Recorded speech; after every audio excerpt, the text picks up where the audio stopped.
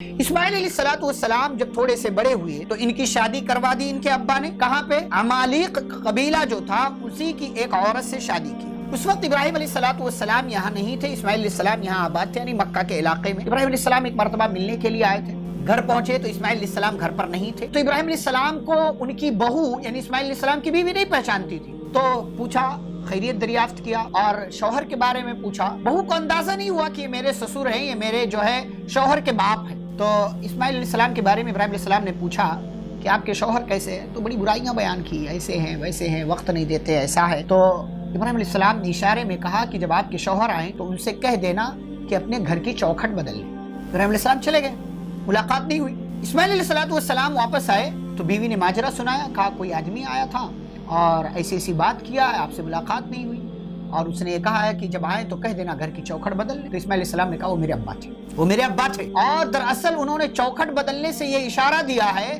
کہ انہوں نے کہا ہے کہ میں تمہیں طلاق دے دوں.